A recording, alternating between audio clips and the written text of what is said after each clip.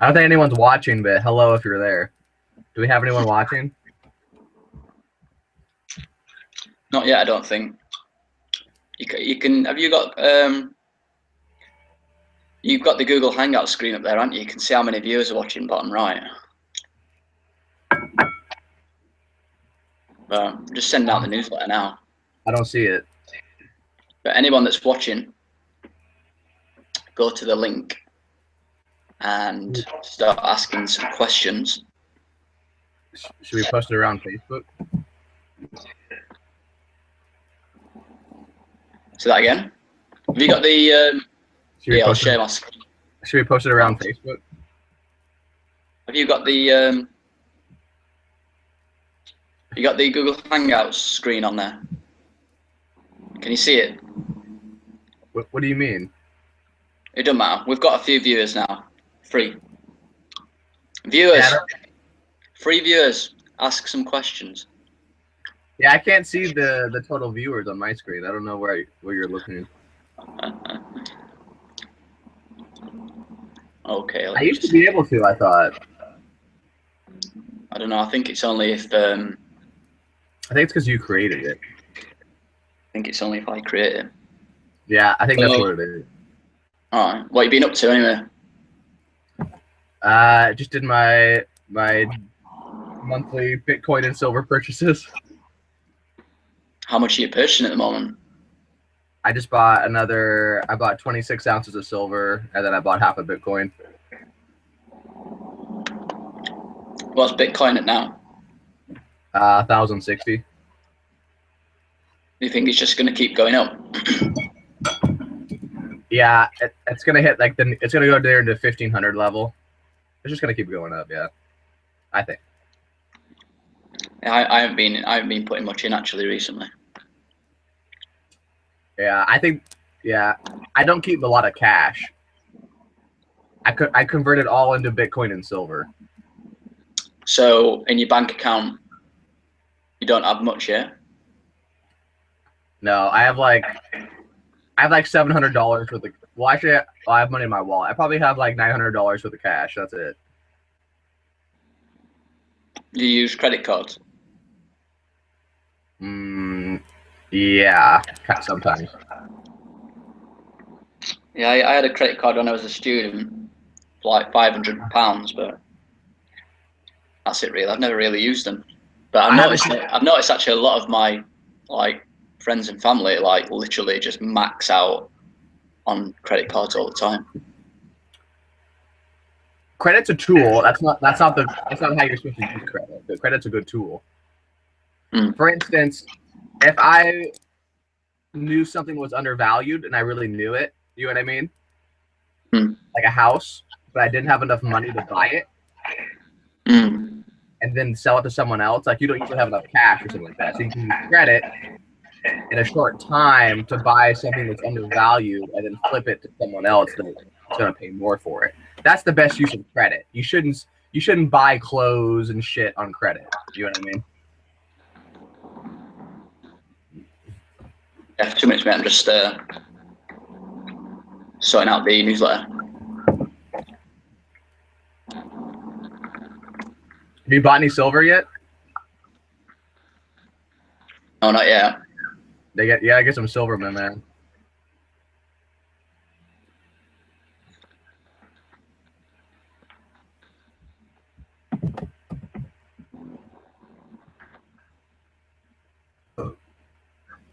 Let me see. Campaign seems to not be sending anything out. That's a shame.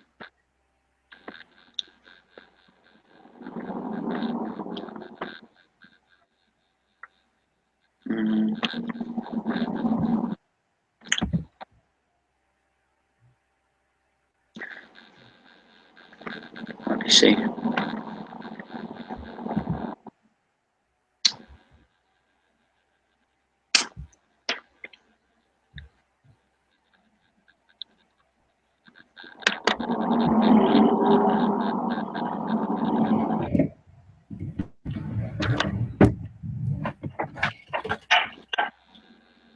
Did you buy a treasure? Yeah, I've got it. Yeah, I need to put my money in it at some point. Yeah. But I think Coinbase is pretty secure anyway, isn't it? It's secure a bit. I mean, I don't know. It's secure, but I'm worried like if like they do investigations into it or something. Why are you worried about who? Well, I think I'm worried that they are doing fractional reserve lending. Like when they sell people Bitcoin, I'm not sure they have full reserves of all the Bitcoin that they hold. Right. Okay. How do they work? How do you start up a business like that? You've got to buy Bitcoin, have you not, to sell on to other people, surely? Yeah, I think they buy it probably directly from miners. So Probably. are you planning on just like buying Bitcoin and silver and gold for the foreseeable future? Yeah, I don't buy gold. I converted almost all my gold to silver. You must have got quite a lot of Bitcoin now. Yeah. Right. 2 minutes. I'm in a bit of an issue sending out this newsletter campaign. It doesn't seem to be sending.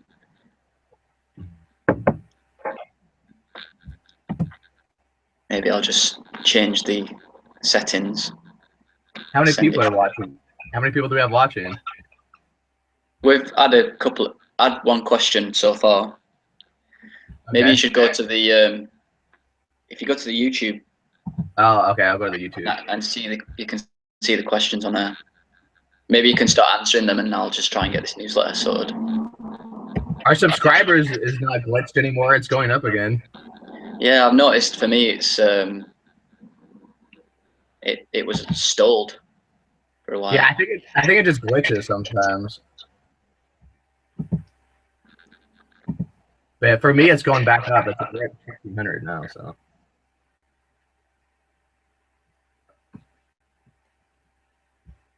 Let's see here.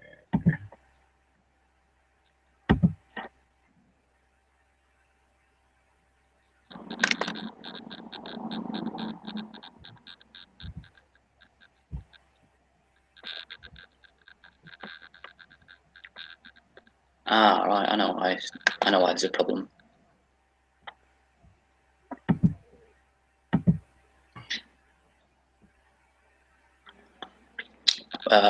We'll have to tell people to fast forward a little bit when they're watching it live. This 19.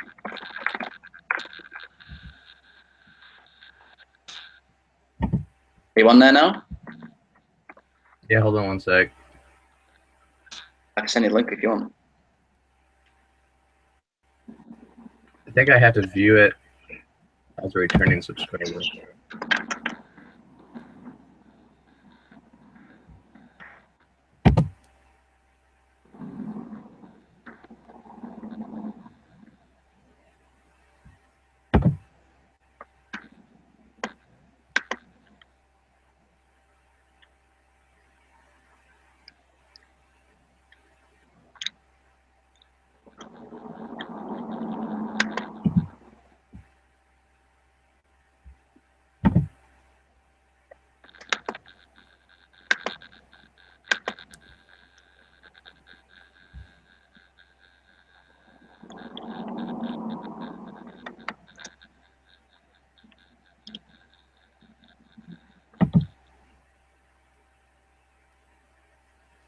I'm eating some Bahita olives.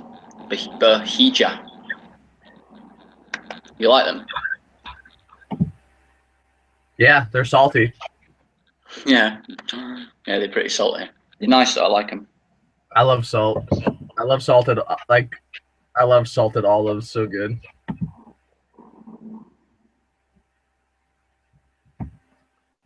Okay.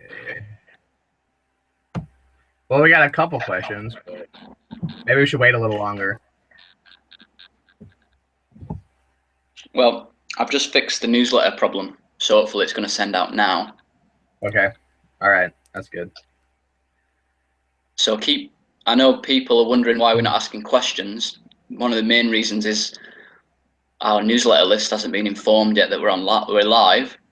So just keep asking the questions, because I know that there's a few in there now, and it shouldn't be too much longer, maybe 5 minutes, and we'll start answering them. But it'd be nice if we got like a long list of questions before, and then we can go through them without any kind of breaks or stopping or anything like that. Right. Okay.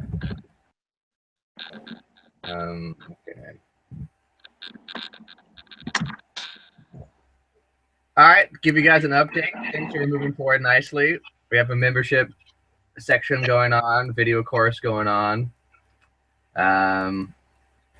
Here in the U.S., inflation is at a 48-week high, so I think inflation is starting to set in.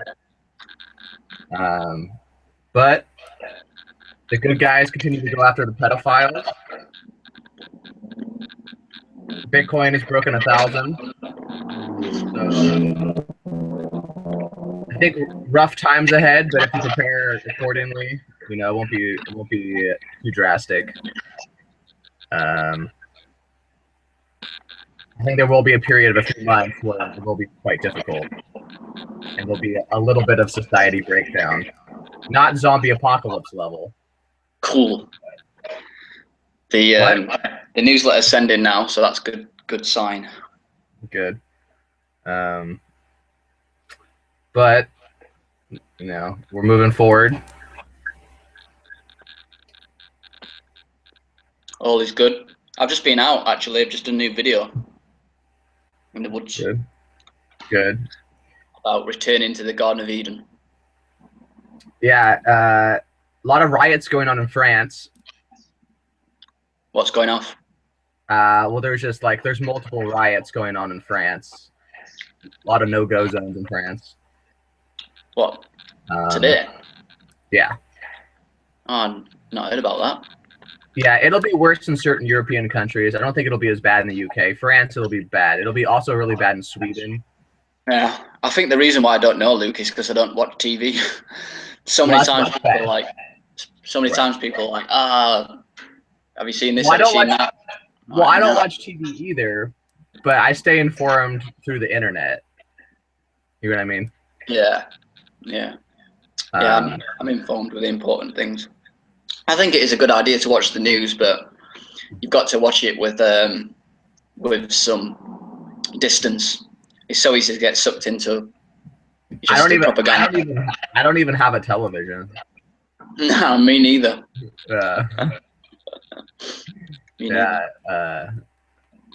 Interesting. Let me see the. But so it's all right. Cool. So the newsletter's pretty much sent now. Right. Let's have a look at the questions. So I suppose we can start. Do you want to start with the top one? Maybe let's wait a little longer and let them, because that way we can get in the flow more. Yeah, I know, guys. Just keep asking some questions. We've got a few, but you know, the more the merrier, really, because then we can get deeper. Yeah, then we'll just kind of go through them, you know. But no. Yeah, I think it's really cool how they're going after the whole pedophile network right now. Yeah. It's much deeper. It's much deeper and more widespread than people realize. It's much more sinister and worldwide. It's a whole underground network. Oh yeah, man, without a doubt. I mean, look at how it's been in England over the past 2 years with the Jimmy Savile case. You know, I live in Sheffield, which is next to a little town called Rotherham, and their whole council has just been done for paedophilia, everything like that. But when you get like deeper into things, you start realizing that paedophilia is part of the whole rogue culture, and you know, the evil people out there get a sort of buzz from harming children and stuff. It's like their form of happiness in a strange, sick way.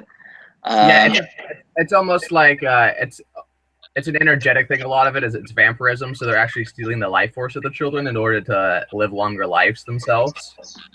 Yeah, that's part of it. Part of it is also like command and control. They can make operatives when they're young. They can get they can kind of brainwash them more easily when they're young and turn them to operatives. Exactly. Part of it is also just to spread disease. Part of it is to make women hate men, and there's a lot of factors that go into it.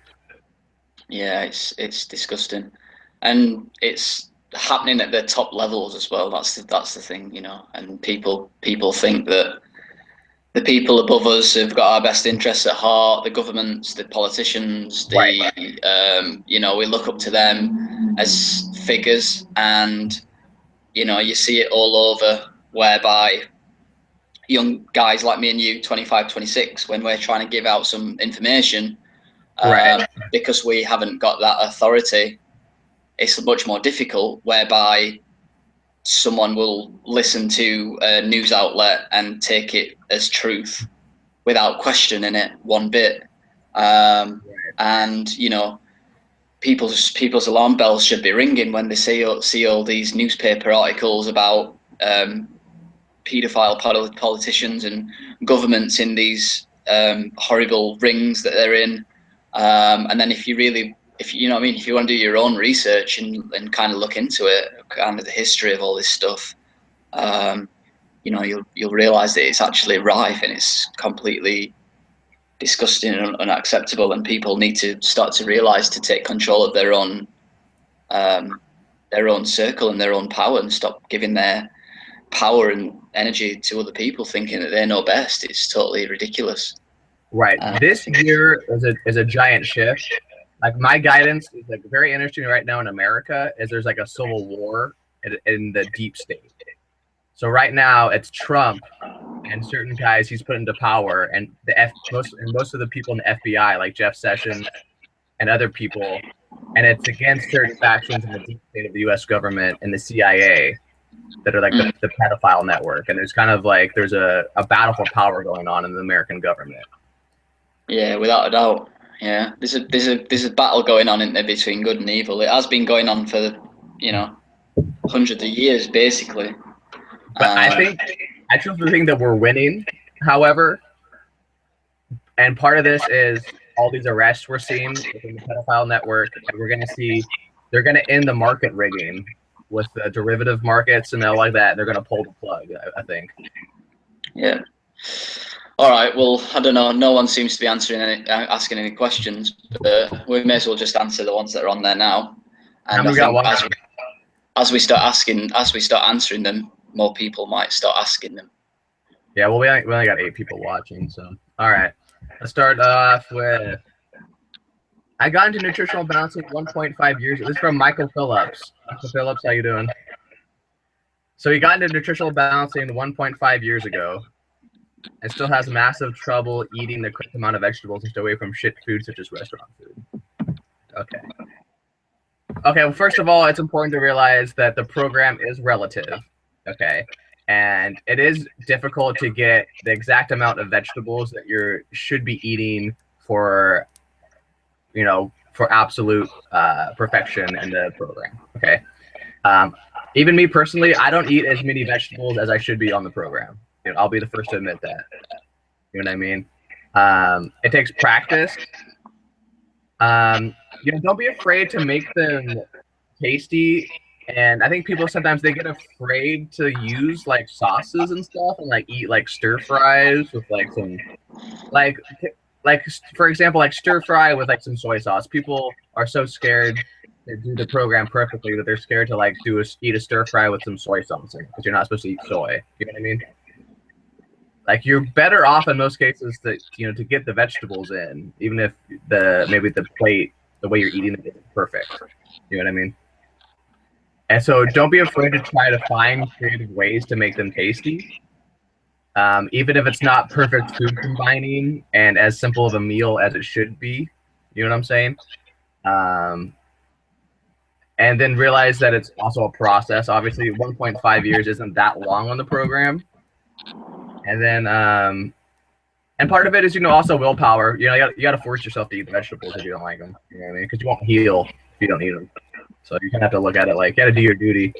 People don't like to go to the gym sometimes. People don't like to exercise. People don't like to do a lot of things. You have to do it if you want to be healthy. Yeah, exactly. That would be my main thing. But also, don't dwell on it too much. And sometimes you don't want to be that guy at restaurants, but you can eat fairly healthily at a lot of restaurants. I don't know where you live, if you live in the United States or something, but like, there's a lot of mostly it's going to be Oriental type food, I've noticed. So like going to like Thai food places or Indian food. But you can get good meat and vegetable plates, with maybe some rice on the side at at Indian places and a lot of like the sort of Eastern cuisine. Mexican places here in America are mostly just going to be like a lot of starch and cheese, like enchiladas, not very healthy at all. Like a lot of like the hamburger places and stuff like that. But if you go to the more like Eastern cuisine places and you are selective about the dishes you get, you can eat fairly healthy at a restaurant. That'd be my recommendation. Yeah, I think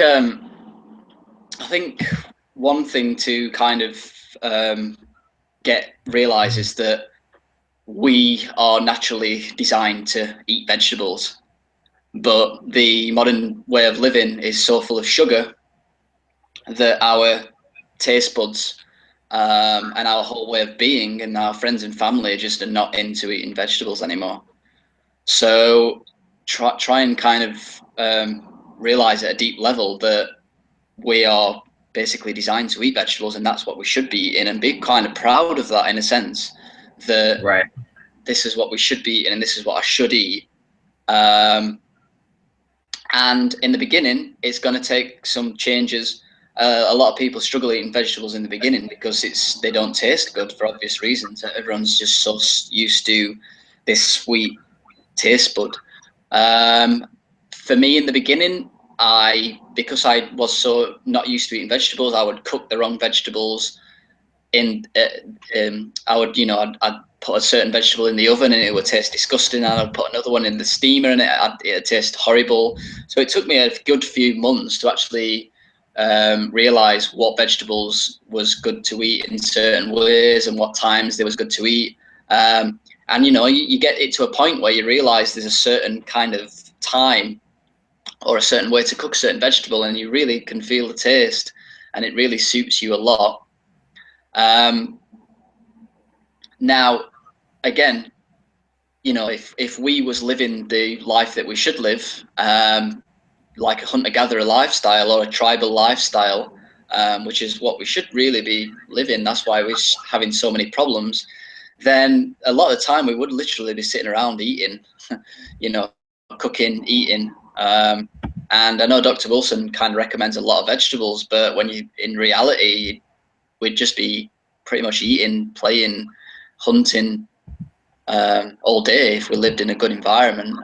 And again, we're so out of balance in terms of yin. We're so, not necessarily out of balance in yin terms, but we're so out of balance in toxicity and chemicals and stuff that we just need so much more probably than what we should do in order for us to become healthy again. So that's the first thing. And you got to get out of the mindset, don't think that you should be eating vegetables for 2 or 3 years and then you can go back eating junk again. This is it. This is something that you need to be getting used to and realize that this should become normality in your mind. But when you're surrounded by people that are constantly telling you something else and telling you different, then obviously it's difficult for you to, one, get into that mindset and then be confident enough to turn around to other people and say, look, no, this is not for me, etc., etc. Now, in terms of restaurants, I understand how difficult that is, because as humans and as sociable creatures, we want to go out and eat in restaurants because it's a good time to be sociable. You know, we're used to it. This is what we used to be doing. We used to sitting around the fire eating with our friends, basically. But the obvious problem is in restaurants is it's so difficult. Now, a few things really. One thing is to basically just fight the fear that you've got, the fear of asking for exactly what you want in a restaurant. You know, 9 times out of 10, the people in the restaurant, the waiters, the owners, they want to please the guests. The last thing they want is to have a guest that's not feeling happy. So ask for exactly what you want. Ask for steamed vegetables, ask for green vegetables. If there's a dish that has vegetables in but it's got a topping that you don't like, take it off. And just be confident about people. You know, at the end of the day, be confident that this is going to get you well. So don't be afraid. So just tip good. Yeah, we don't really tip in England, so that's not a problem. But don't be afraid to sit around the table and lead by example. Do you know what I mean? You're not strange. The other people are strange. They're eating the bad food, not you. You know, so sit around there and ask what you want. The other thing is to eat before you go out. So eat a big meal of vegetables before you go out, and then just have a side dish or something. Do you know what I mean? People. That's a good technique, because I used that technique last night. I went out with friends, and I just ate like an hour before I went out. I just ate a plate of vegetables, and then when I went out, I just had like a side dish. Yeah, it's the best thing to do. You know, I mean, if you know that you're going to a buffet or something, or you know that you're going to a restaurant that's more likely to be serving vegetables, then it's good. It gets a little bit easier as time goes on, because your family starts to realize kind of the person that you are. But there's always going to be some difficulty eating at restaurants. You've just got to try your best and use some common sense. For me, now I just eat a big plate of vegetables before I go out, and you know, people are just fine if you just eat a side order, or you know, you don't eat as much as what you should do. But yeah, as long as you're good company and like you don't try to press your beliefs on other people and everything. You know, people don't really mind if you.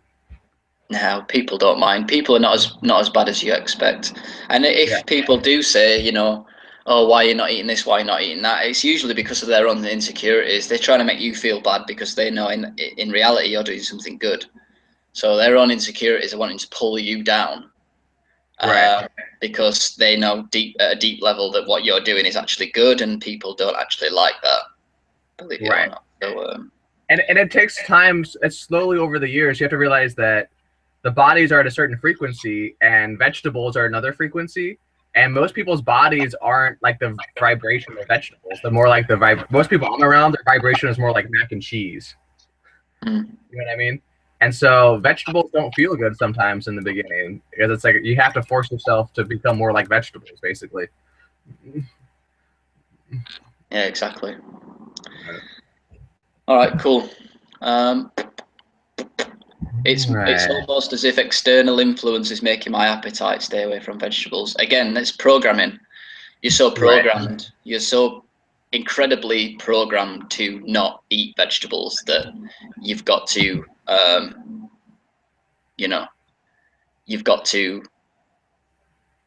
change that programming, basically. And that's the whole point of healing, is changing the programming, changing the old crappy programming that has been injected into you, and learn the truth, which is the proper programming. And the truth is, you know, God's already created everything you could possibly want, and it's just about you know, growing a pair, basically, and sticking to it. And it's difficult in the beginning because you're feeling rubbish a lot of the time, especially if you're really ill. So you don't actually have that confidence to turn around and say, you know, I'm going to eat my vegetables, because if you're like doing the program and still feeling crap, you know, you don't really have that confidence to be like stand up for yourself and say, no, I'm not having that. Especially when you sat around a table and people are like looking at you like, he's acting a bit weird, he's not tired, but yeah, he's preaching a good, healthy lifestyle, but it doesn't seem to be healthy. you know, that's a little bit difficult, but you've just got to have faith and stick to what you believe in. Right, and you need to deprogram yourself. And I want to reiterate that the most powerful method to deprogram yourself is the meditation exercise. Yeah, people don't realize how important the meditation exercise is. Right. What people need to realize, everyone needs to realize, that you're all hopelessly confused. You know, don't try and overthink everything. You are massively confused because you're living an environment, living around people, you're being programmed the completely wrong thing. So doing the meditation exercise, what it does is it just like pushes all of that garbage that you're overthinking to one side. It allows the truth energy to start running through you, and it allows you to start seeing things from a different perspective. And when you practice the meditation more and more and more, you can actually be in an environment where you're in that space, and you know, everyone can be doing their own crazy stuff around you, but you're just holding that space and you know, just sitting in the truth. Yeah, it'll deprogram you. All right. How did copper or other mineral imbalances affect your psychology or your thoughts? After you retraced imbalances, did you see a drastic change? Do you want to? You may as well answer, and then I'll answer after. I mean, for me, it's like, yes, copper affects you in a certain way, and nickel affects you in a certain way. Like, for me, it's like getting to a point where you don't even try to dwell on what or what didn't bring certain imbalances into your body. You know what I mean? What's most important, I think people don't realize this, and it needs to be taught more on the program, is like, what's important is the path. The path is the path. And you're never going to know which metal is exactly causing which. The way that the metals, the way that they interact and everything, it's you know, obviously copper will cause certain symptoms, and you know, there's things that are correlated to copper imbalance, but you're never going to know the whole truth about what was causing imbalance. And you don't know if it was mostly copper or mostly nickel that was causing one certain thing. And it never is one certain thing.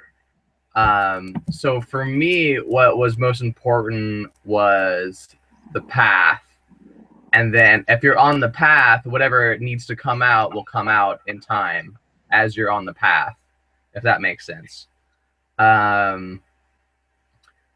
Retracing imbalances, I mean, it depends what you think of imbalances. I retraced numerous infections. You know, I always feel better after I retrace infections. For me, it usually starts energetically. So I will feel my body move the energy to a certain area and start to heat it up. Or I feel my body straighter than it ever has been, and I'll know that a retracing of an infection is coming on. I mean, I do always feel stronger and healthier after a retracing like that. And yeah, you retrace also, you know, psychological imbalances. We've talked about letting go of arrogance is something that has to happen on the program a lot of times. Letting go of false belief. And I never really see a drastic change. I think people sometimes have an idea of development is slower and more methodical than what people think it is. So people are like, a lot of people are obsessed with this kind of, oh, a breakthrough moment where everything makes sense and everything is, and that does happen, especially if there's like one intense trauma that's holding you back. For me personally, and for a lot of people, I didn't ever had one really bad trauma that was holding me back in any way or anything like that. And so people are obsessed in our culture with, like, they want to go to the rainforest and do ayahuasca or something, and then they have one experience, and all of a sudden after that experience, they're enlightened. What you will realize on the program is that development is a much slower day-to-day process where it's becoming more realized and more intuitive and everything day by day by day, and then it slowly builds. And then when you look back on yourself years later, you realize how far you've actually come. But I mean, you do feel, after you retrace these things, you definitely feel stronger and things like that. And there are moments like breakthrough, little breakthroughs. I feel like I have little breakthroughs, but they're not they're not too drastic, I think, maybe in the way that you're thinking of it. Yeah. How did copper over mineral balance affect your psychology or thoughts? Well, yeah, I was bad when I first started the nutritional balancing program. I mean, my head was like, let me try and explain this to you. It was like a beehive, basically. It was like a beehive full of angry wasps, constantly just buzzing around. Inside the wasp nest, there was a load of lead. Someone blowing smoke into there, so the wasps got angrier and more crazy. So, but I had this beehive on my head, and I thought that I was the beehive, basically. And all these little things inside you could probably attribute to different metals. So the bees, you could probably say there was copper. The smoke that got blown in there, like foggy, that could be the aluminium, for example. The anger, that could be all the cadmium from the smoking, the angry bees. The lead, obviously, is the lead. But I thought that I was this beehive. So I've been living like this for about 5 years. And slowly over time, from doing the program, I would purge a metal. I did kind of get used to the fact I did start to realize which metal I was releasing. But yeah, I mean, I can definitely vouch that when let's say the copper started to come out, so a few bees, let's say they left the nest because I was healing, naturally just stopped getting as quick. So yeah, I can attribute it to that, but it's not a case of going to bed one night, detoxing, waking up in the morning, it's like, oh, I'm clear again. It's more like a process that I knew 100% that I was releasing these metals, and over time, my thinking improved just naturally. But yeah, like I know for a fact that it was massively affecting the way that I thought. But at the time, I didn't understand it because you, in a sense, you are the metals. You become that person. So it's more like a process that you've just got to keep following the program, keep releasing the metals, and then kind of over time, the mind will start to become more quiet and tame. But it doesn't stop there. A lot of people think that, especially who are really bad and they've completely kind of lost touch with themselves, they think that you can do the program physically and physically everything will be fine. But for me, I noticed that it took me a good 3 or 4 years to get the bulk of all the metals out of my system, and there's still a lot more in there. But now I'm much more clearer and I'm much more aware. I'm having to deal with this untruthful life in a way that's more healing and beneficial. So it's kind of like I've got a certain part of myself that I've got a certain part of myself as who I was when I was 15. So yeah, when I was 15, there was something inside of me, like my soul was saying, this is not right. This world's a bit weird, but I didn't understand it yet. So my response to that was to go out drinking, to do recreational drugs, to try and fit in. So that was my response to that. But now I've come kind of full circle. I've released the metals, and now I'm kind of in that position again where it's like, right, the world's weird. But whereas in the past I would have gone and gone out and took drugs, gone out and tried to fit in, overworked, tried to please everyone. Now I'm doing things differently. So I'm still working through that mindset. You know, I'm surrounding myself by people that are similar to me, getting myself out in nature, making sure that I've got a restful lifestyle, making sure that I'm building good, strong connections with my family. So that's what I should have probably done when I was 15, but because the world's so crazy for me back then, I ended up going down the wrong path. And copper builds up, mercury builds up, cadmium builds up, and you just basically think you're going crazy until you start releasing them. So yeah, that's basically my answer to that one. Okay, good stuff. Good stuff. Same person. Same person. Also, were you able to sleep for longer periods than before, and then after when it occurred? Well, I think because I was young, I was sick, but I used to sleep a lot anyway. You know, I used to sleep 10 hours and get up feeling tired. So I don't think I necessarily slept longer. I will tell you this though, when I was releasing the heavy metals, I did have insomnia. So I'm, you know, there is insomnia there. So I speak to a lot of people that have got chronic insomnia. And I can relate to them because it's just the situation they're in, where the copper or the mercury or whatever is causing the insomnia. But I'd say that I probably sleep as much, but the difference is I'm not tired the next day. Or if I'm in a position where I don't sleep a lot, say for example I've gone out and I've come back late and I've got to get up in the morning for work and I've slept 6-7 hours, instead of the whole process of feeling absolutely terribly exhausted the day after, now you know, it's fine, I don't have a problem. So, you know, that's the difference really. I think the sleep that I get is much more higher quality sleep. But when I do release copper, I don't know if you've seen some of my other videos, but I literally spent 2 months releasing that stuff and I didn't sleep for 2 months, like literally. You know, I would sleep for like 4 hours one night, I would not sleep the next, and this went on for like 2 months. And that was a deeply intense and depressing time for me. But after that, I remember things started to improve drastically. Dude, I can't even imagine that.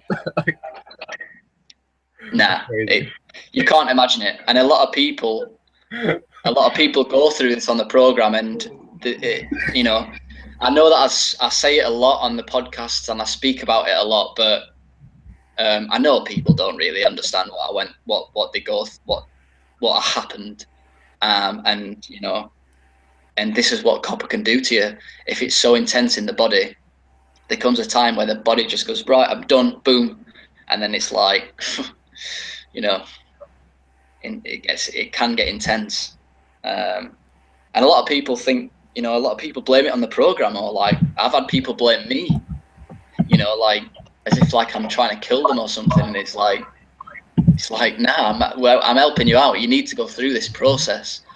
Do you know what I mean? Like, you know, I've been through the process myself, so I understand what you're feeling. But you know, it's people like start blaming the program and stuff, and start blaming me and Dr. Wilson when they're going through this thing, and it's like, you know, this is what's supposed to happen. This is what's meant to happen for you to heal. So, unfortunately, I wish it was easier, but in many ways, it teaches you a hell of a lot. Suffering's a huge teacher, a massive teacher. In the moment when you're going through it, it feels crap. But once you've come out of it and you've learnt your lessons from it, then you'll realise how big of a teacher it was, and you'd be really grateful for it. So it brings me a lot of solace sometimes when people go through that and they kind of blame me and the program and they're feeling crap, and I help them through it.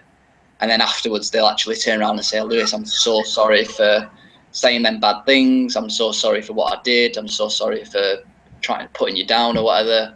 And then they'll be quite thankful and grateful for the experience. All right. Next question. What is he asking about? Okay. I think so. Someone's asking about Trista Thompson on the Thrive. Want me to answer that one? Yeah, sure. Okay. Well, first of all, you have to realize, okay, the program is not for everyone, and it won't always make you feel good. Okay, so that's something you can realize.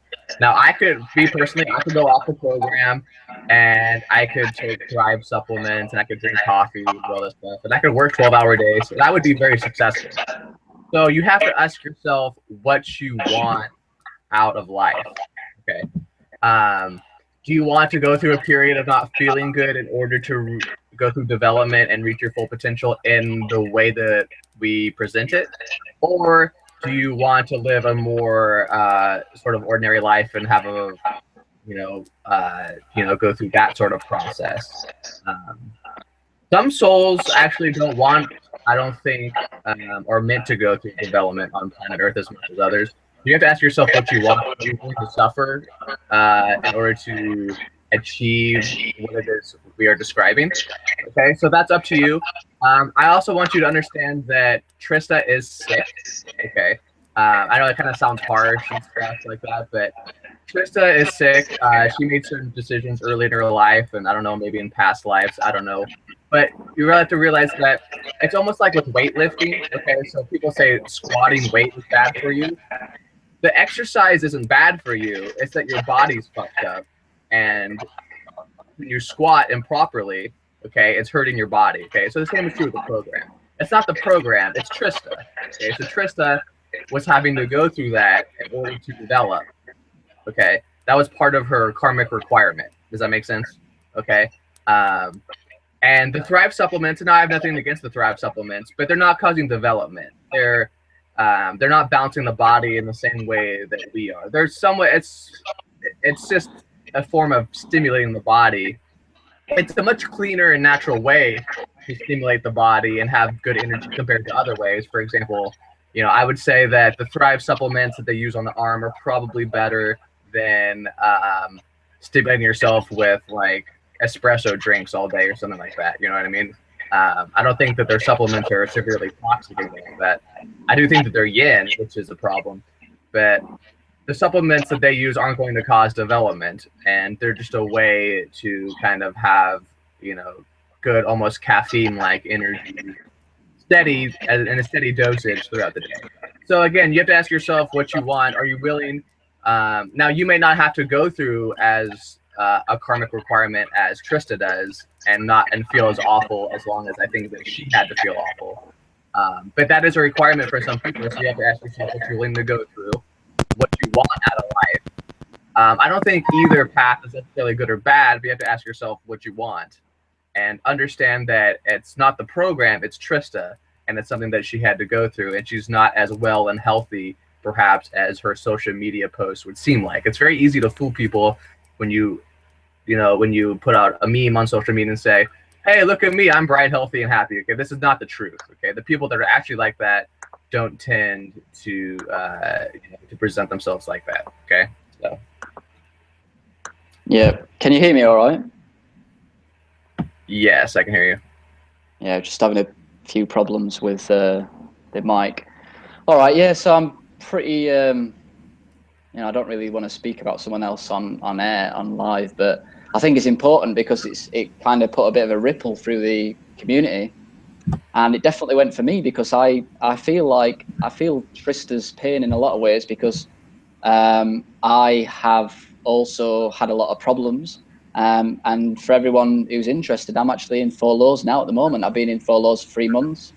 And yeah, I've been feeling pretty down and depressed and sick. But I know that the program is changing me in many ways. 4 lows on a retest is a celebration pattern. It's an intervention pattern. It's happened to me in order to change my thinking a little bit, and it is doing. And even before I started nutritional balancing, I knew, there was something deep inside me that said to me, Lewis, you are fucked. Do you know what I mean? Sorry for swearing, but it's true. Lewis, you have got some serious problems. And I thought there's no way on earth I'm ever going to come out of them. So I know that I've still got a lot of healing to do. So I understand Trista's problem. Now, all right, if I stop the program and I start to drink, I don't drink coffee, but I've drunk it before. If I start drinking coffee, I'd feel great for a few days. Now, something that you don't realize that I think you should be aware of, Trista recently just released a new video. And if you read that, she'll say that she's crashed again. And I knew this was going to happen because she was taking a stimulant. She was making herself feel better. But I know deep down that was not going to work. And now she has crashed. All right. So please don't think that this patch has helped. It has not. In actual fact, she's probably gone backwards, because like coffee, it's like me drinking coffee for a week, for 2 weeks. I've actually healed my body to an extent, and I do truly believe that she had healed her body quite well, but she was very sick. I think that she healed her body to an extent where a stimulant has actually made her feel better. She's got, in the long run, it's not. She's actually gone backwards, and the recent video has just proven that. Yeah. So the actual question saying, how can you explain now she's feeling better? She's not feeling better. She's actually gone backwards, and she's now worse, according to and I was a bit disappointed when she made the video, actually, because it's you know, she should have at least stuck it out for a few months, and then promoted the product. And she was trying to sell the product as well, which didn't give me very good feeling. Right. So I'm sorry to have to say that. I'm sorry to have to say that on air, on live, but that's my opinion. You know, that's just how things are. Yeah, I'm feeling that she has quite a bit of cadmium in her body. I mean, look, I've been on the program 5 years now, nearly 6 years. I am still going through a process. Life is about healing. We've come so far away, and I've just made a video, so I'll be uploading it tonight about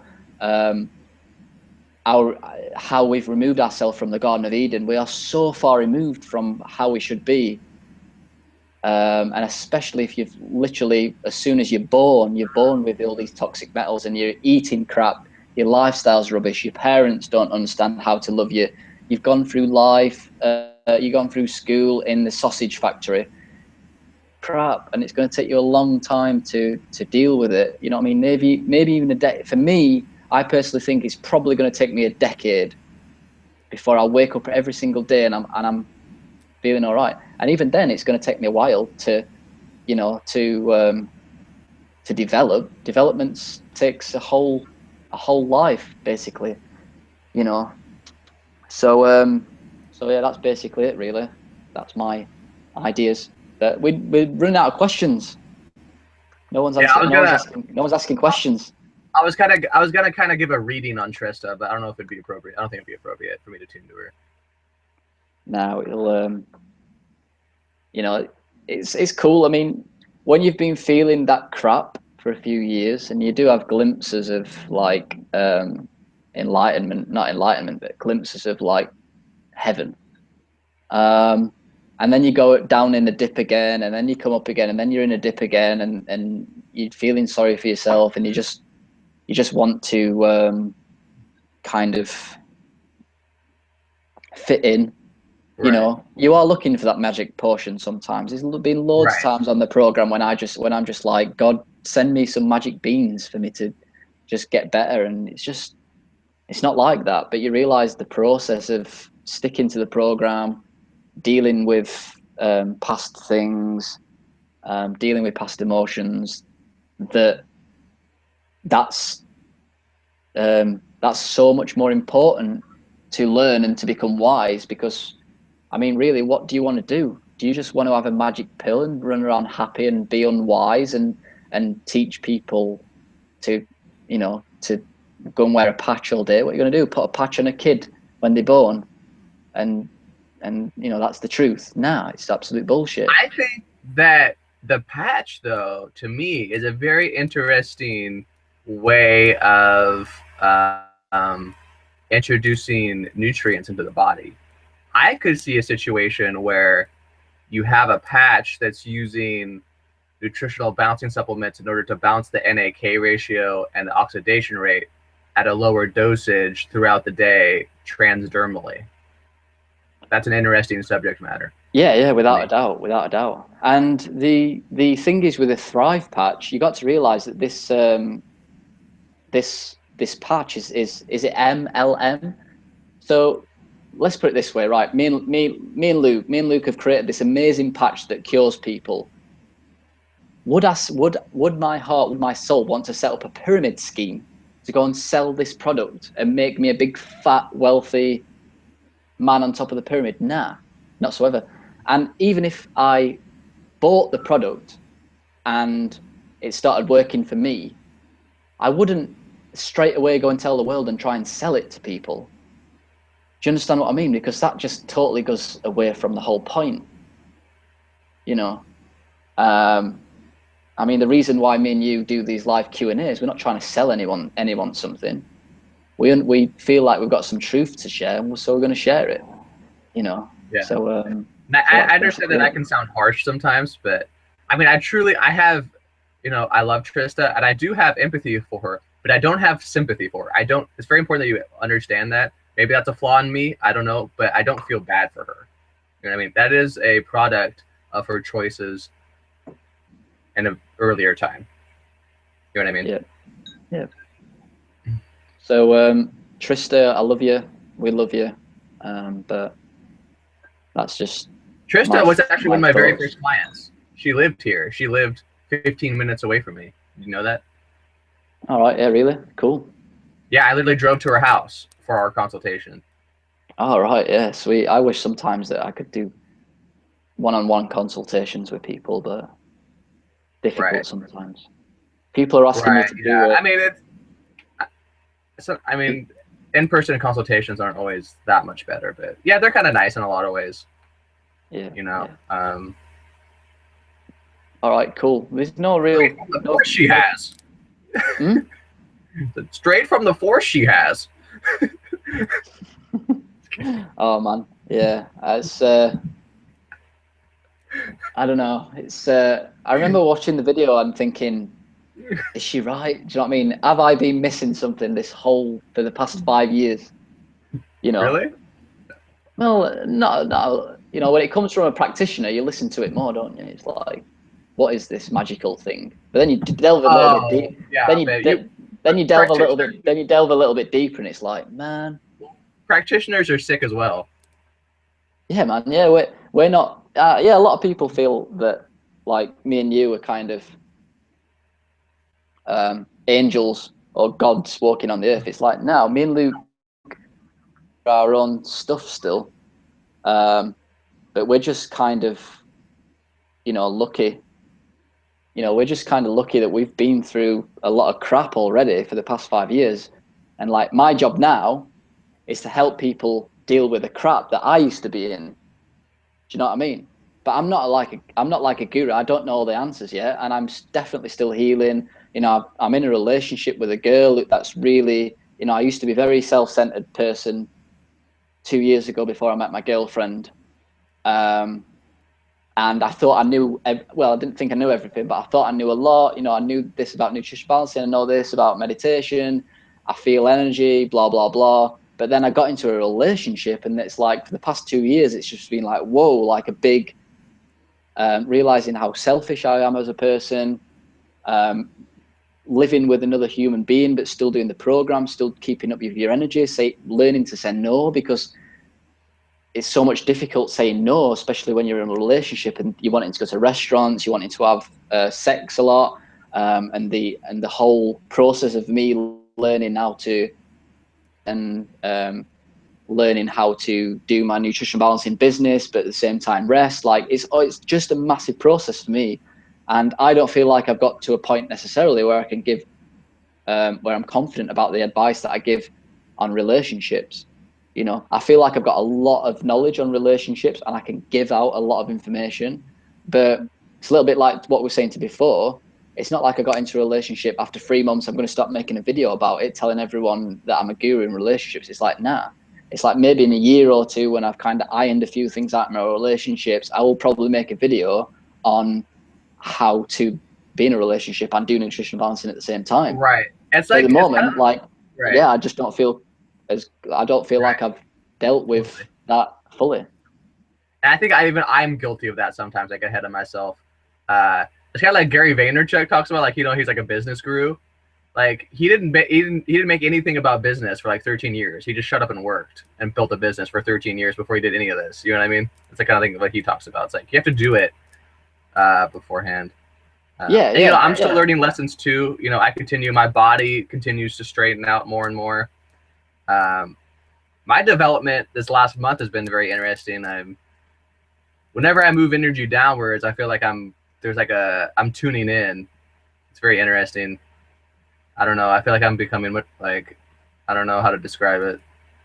Yeah, exactly. And I've only been I've been on the program longer than you, but I've only been a practitioner for the past 7 months, and that's because I wasn't confident about giving out my information because I was still sick. Do you know what I mean? I was still sick. And I put in that 5 years worth of effort in order to get myself to a stage where I feel confident about who I am as a person, about the fact that I've healed to a point where I can actually give back. Do you know what I mean? Right. But I know that you were a little bit healthier than me, I think, when you first started, and you was in a position where you were much more clear and more confident about yourself to start to be a practitioner earlier on.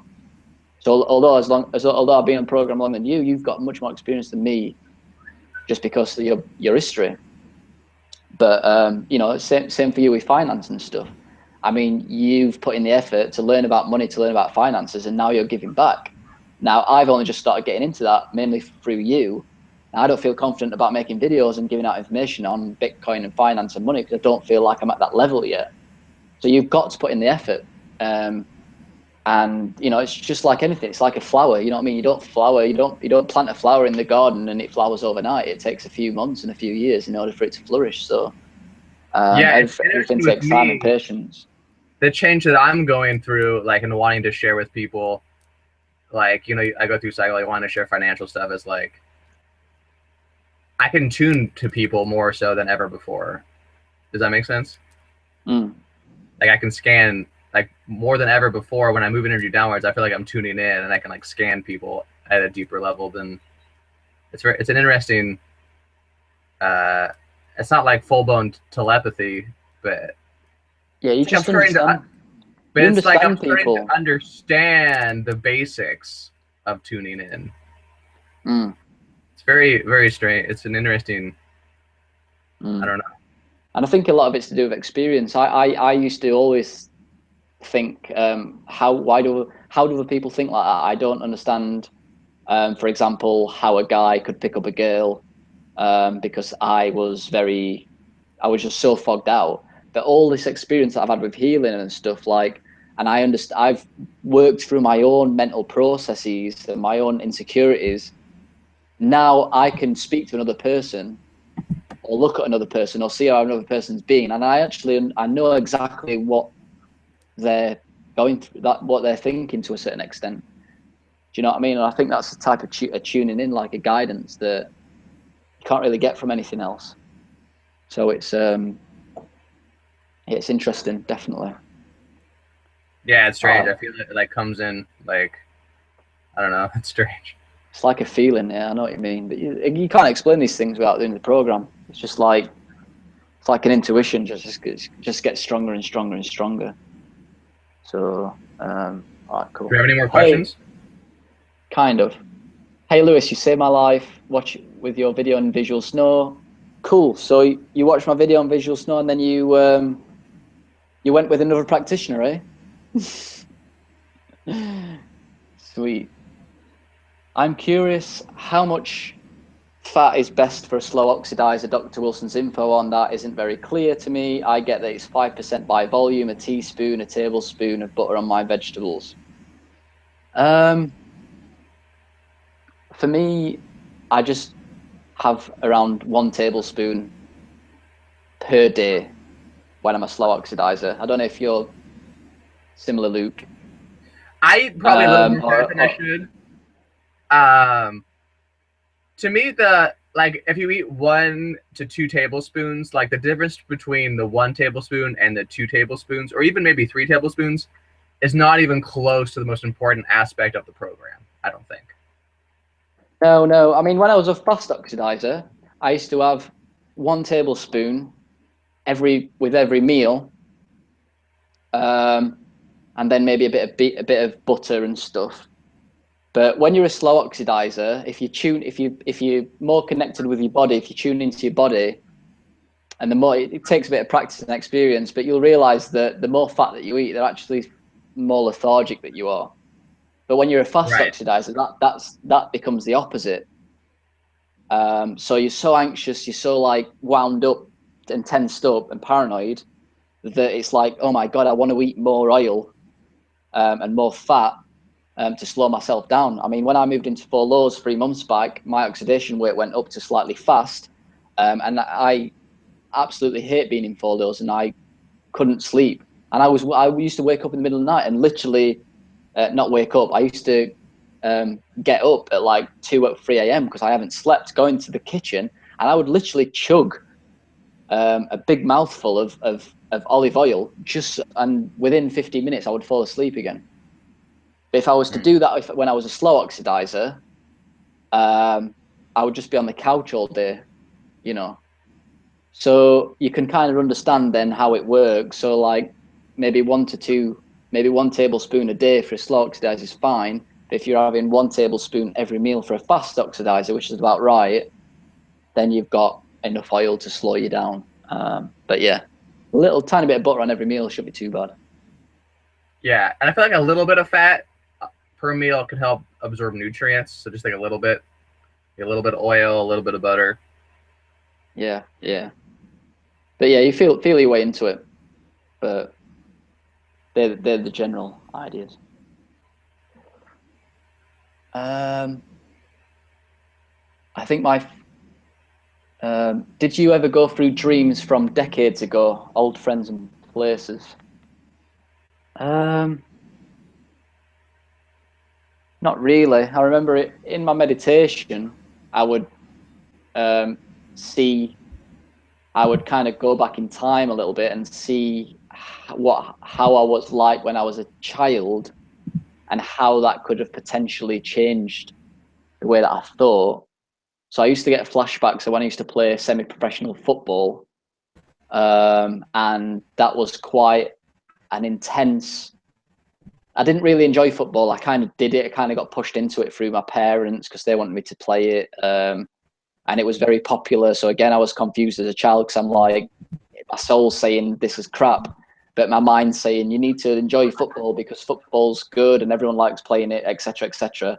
And I used to play for a semi-professional football team, and they used to be really like angry at me and stuff. Like I felt like I was in like the army. I had to do everything, and I remember that kind of made me a bit of a perfectionist, and I was always scared about doing something wrong. So in my meditation, as I quietened down my mind, this would kind of come up, and I was like, oh shit, yeah, that's probably the reason why I'm a perfectionist.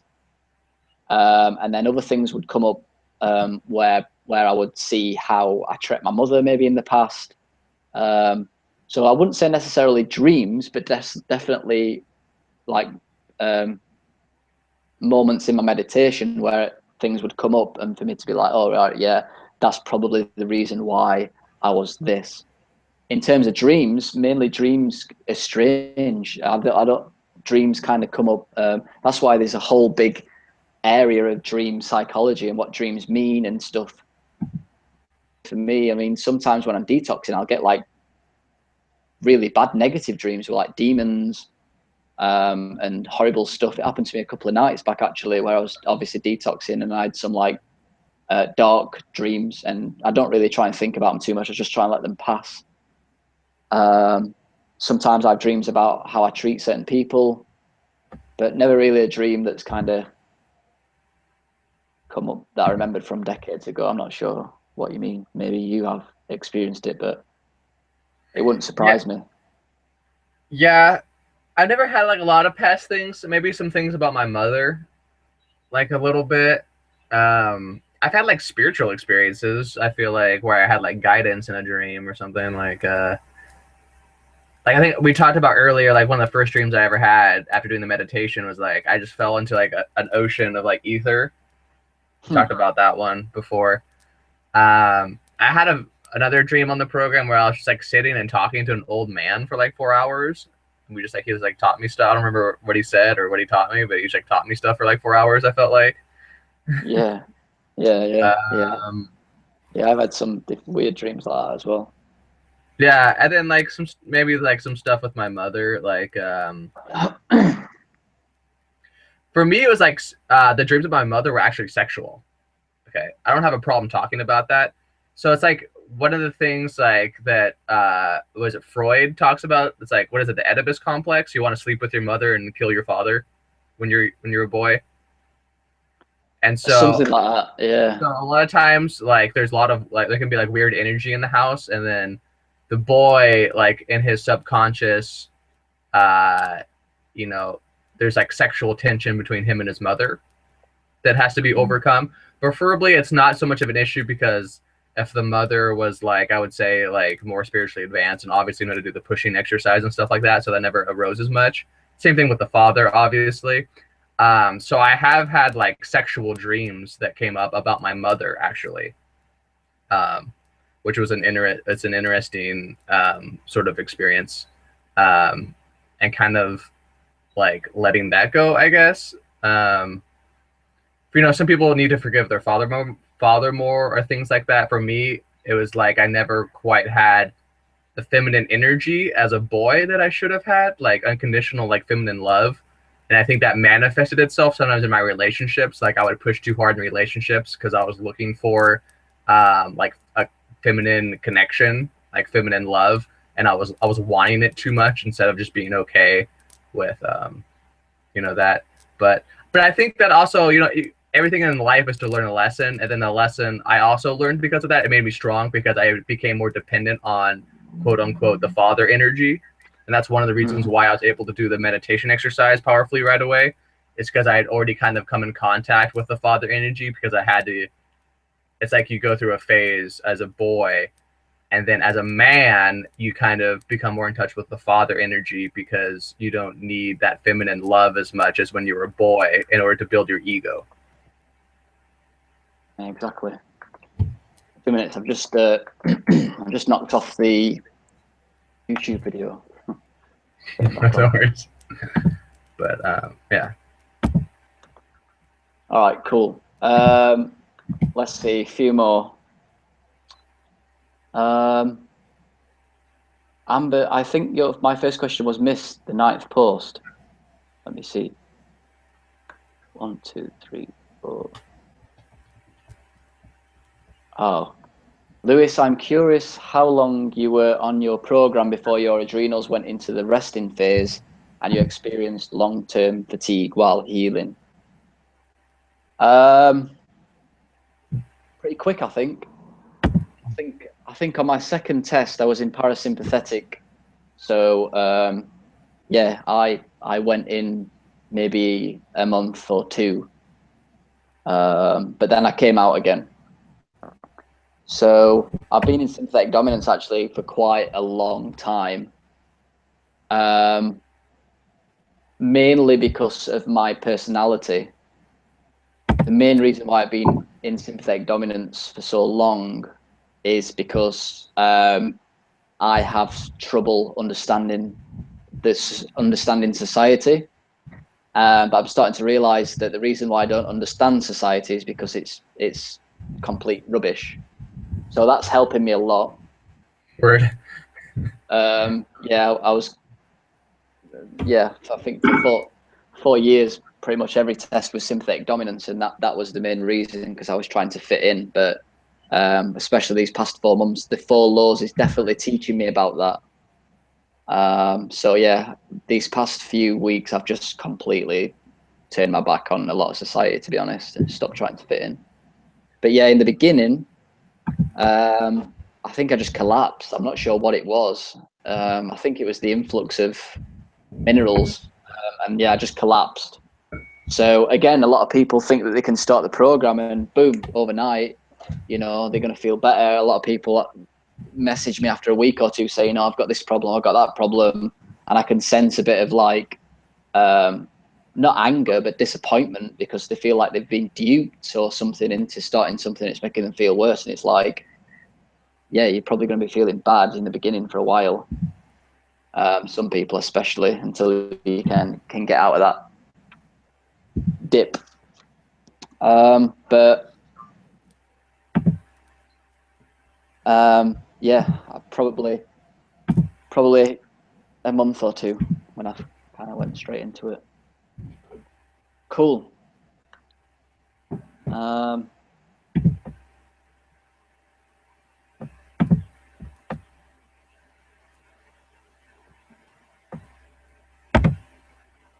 Any other questions?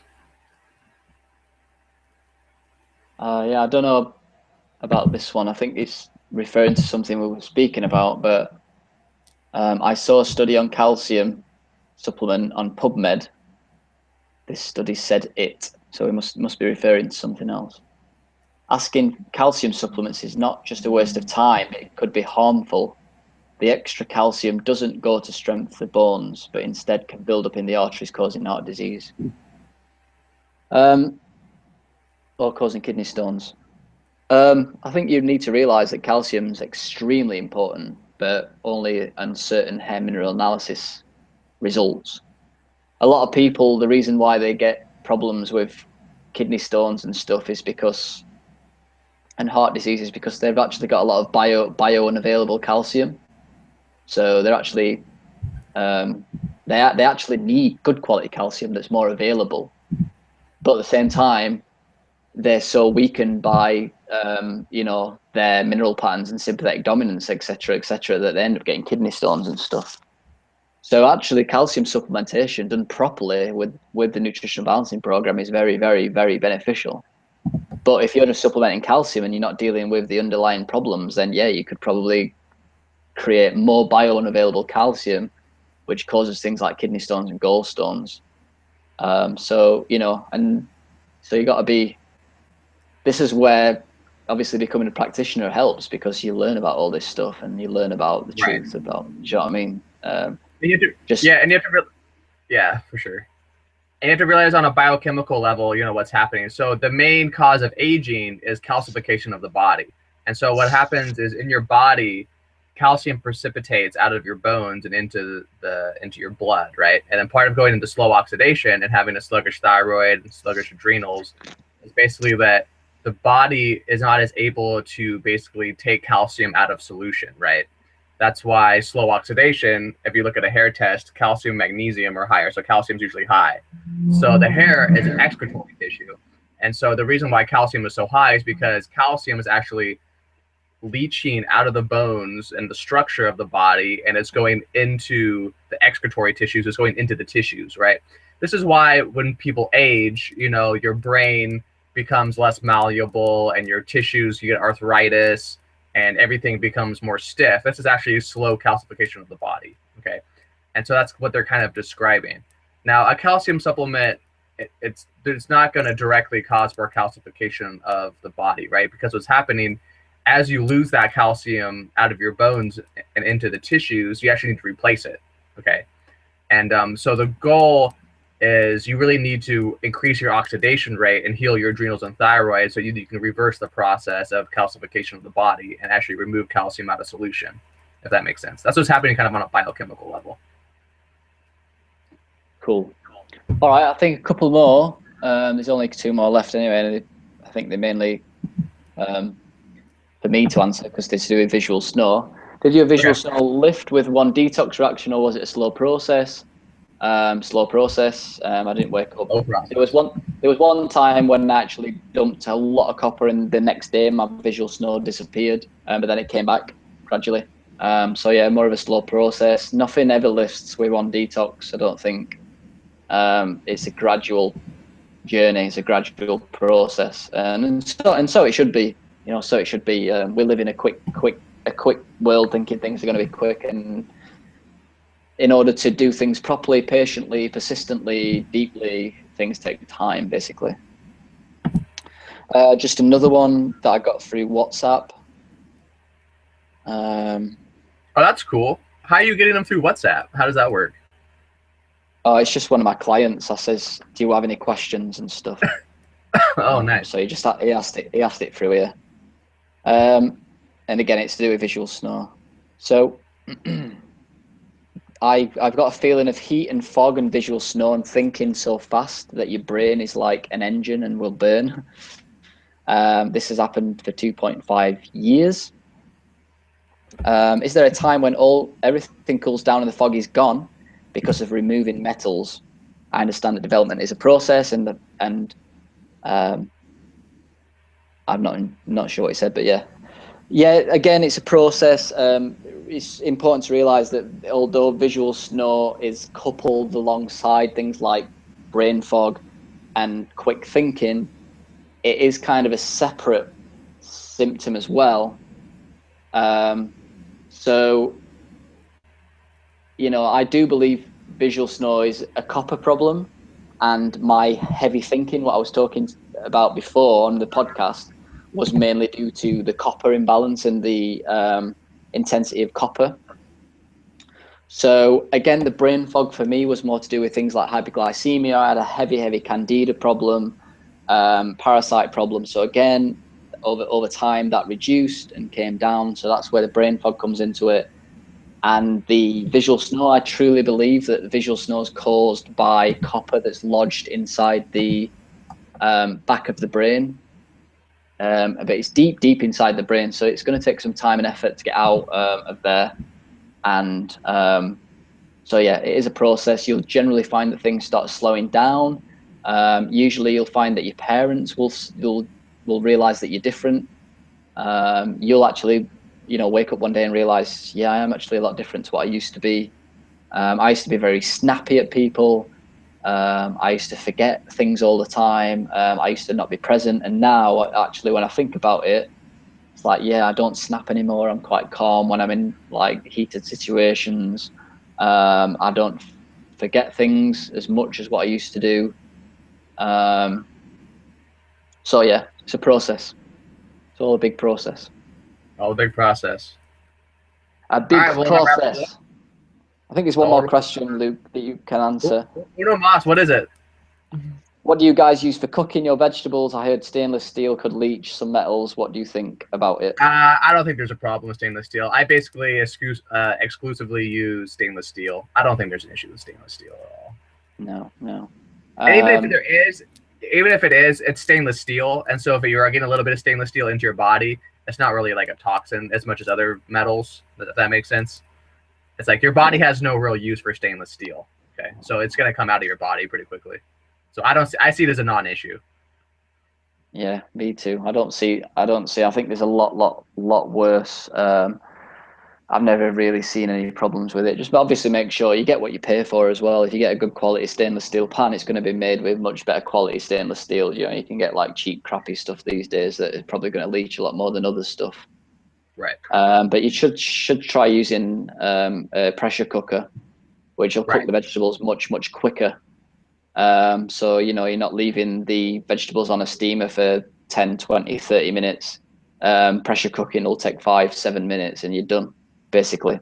Right. So it also makes the food is actually a little more nutritious from a pressure cooker as well, you guys. So the pressure cooker actually makes the food a little bit more yang because it's the way that it's pressure. The yang is a condensing heat pressure. Okay, so in a pressure cooker, the amount of pressure that's the force that it's under actually makes the food more yang than steaming it. Yeah, it's a much better way of eating your vegetables now, and this is the beauty of nutritional balancing is it's constantly being updated with current information. We used to always promote steamer, roasting and baking, but now we're trying to promote pressure cooking as much as possible because we found it's actually superior to steaming. I've been steaming for the past 4 years, but now I'm pressure cooking. So it's current, and that's what's good about it. Yeah, this is a research project, you guys. Even since I've been a practitioner, we've added so much more stuff. There were no kelp wraps, there was no toe trances, there was a lot of stuff that's been added. You know what I mean? It's a research project. This is the science of development, you guys. This is a new sort of science coming to planet Earth. All right, cool. Well, that's been fun, people. It's been good. All right. There was one last question. Oh, hold on. People are asking questions now. Now we're going. All right, let's just keep going. Kind of unrelated to nutritional balancing, but do you guys research topics such as the matrix theory, Gnosticism, and negative occult versus / alien phenomena? Simple answer is yes. Yeah, if you want to speak to me privately about aliens and Gnosticism and negative occults, then yeah, I can speak about it all day if I wanted to, but I'm probably not going to get into it on here. And it's also important to realize some of these theories can get way too yin. Okay, like so, like the Matrix theory. It was like, I think you're referring to the like scientists now think that we might be all living in a hologram. Like these are just words. You're here. You'll never know the whole picture, but by meditating, you'll get more and more of the picture. And like, there's some of these ideas are just like too yin. Oh, we're in a hologram, or we're being observed by something else, or like it's like you'll never. You're just getting too much into your mind. You're getting too like, what if this or what if this? It's like, you know, focus it in. You're here in the moment, right? So sometimes those get a little bit. Yeah, a lot of the occult stuff that you're talking about is in fact real. Okay, there is a network of pedophiles. Okay, that in secret places and the higher up people. There is methods used on planet Earth to control its people through financial means, through poisoning the water and the air and things like that. But just be careful, you know, try not to dwell on it too much. It's important that you know the truth, but, you know, you don't want to go and try to become obsessed with it, you know, and it's important not to be attached to it. Like what Lewis was talking about earlier, like the world is crazy. You know, and you have to understand and accept it for what it is. And you have to also not get angry at these people. These people want you to get angry, okay? Because when you get angry at these people, they are able to steal your energy, okay? You should actually feel sorry for these people. These people live sad, pathetic lives, okay? You should have empathy for these people, honestly. Yeah, I understand what you mean. I think people who are more sensitive and usually people in sympathetic dominance, people that are confused, will tend to gravitate towards things like mysticism, exopolitics, you know, occults and stuff, because they're searching for the truth. And once they start watching these videos on occultism and people like David Icke and, you know, Area 51 and things like you know, the Roswell incident and stuff, like you start looking at these videos and thinking, you know, there's a lot of truth in here, and a lot of them are truth. I mean, there's a lot of BS out there, but you know, there's a lot of truth out there. And I think it's the first step in development, really, is seeking the truth. And I think all these kind of different ideas on the internet about all this, what you're talking about, is very truthful. And you feel a kind of pull towards it. And that's very good. And I had a similar experience, especially towards the end of university, when I was just getting into nutritional balancing, where I would feed myself on this information day in, day out, because to me, I had such a bad upbringing in terms of untruth that this information to me was like enlightening. So I remember actually where I dropped a couple of grades at university because I was so interested in looking at all this stuff. And I'm still to an extent interested. But now I'm much more grounded in the nutritional balancing program has definitely grounded me a lot.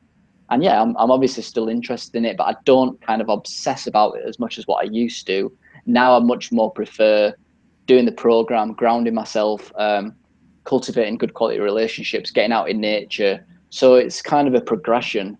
And I've kind of left that immature but very important side to me that I used to have. And moved into a much more kind of grounded and truthful mindset. And you need to be very careful, okay? It's an information jungle in the internet. And you need to, I made a video recently where I talk about the truth is a frequency. You need to meditate every day and practice tuning to the truth, because if you delve into that kind of stuff, it's very easy to be fooled.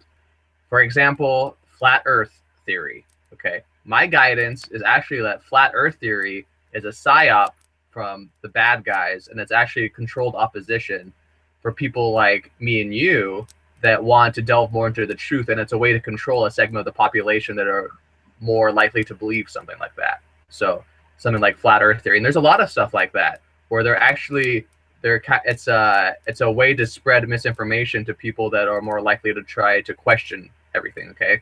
So I need to remind you to be very careful, okay, and seek the truth in all things, okay? And sometimes the simple answer is the truth. Okay? Sometimes it's not as complicated and mystical as you might think it is. Okay? And always do the program and meditate daily so you can discern the truth. You need to learn to discern it. Okay? Know the truth, and the truth will set you free. It's one of the best quotations in any book whatsoever, and it's so incredibly true.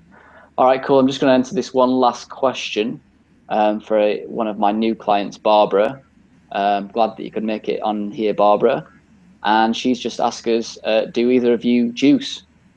And the simple answer is no. And the reason why we don't juice is because a lot of people's bodies today are very yin. And yin is not, an airy-fairy kind of way of looking at things. It's just talking about balance. And yin is very off balance in a yin way. You could call it negative. And our bodies are very yin. And juicing is actually quite yin. So it promotes that yinness that we've got, that ungroundedness, that upwards kind of movement. And that's what juicing does. It also tends to be very sugary depending on what you put in there, especially if it's a lot of fruit.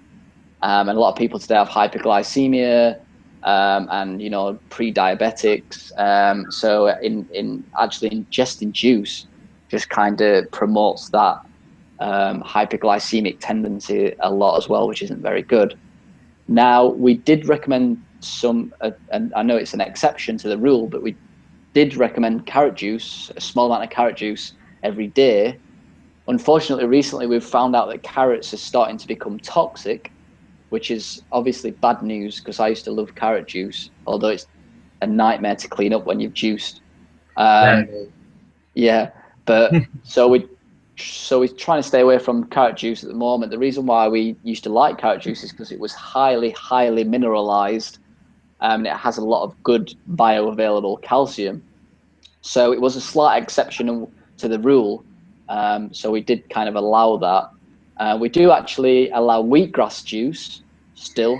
And because carrot juice has kind of gone off the radar a little bit now, we are trying to promote some wheatgrass juice at least, a few times a week, some fresh, not powdered wheatgrass juice.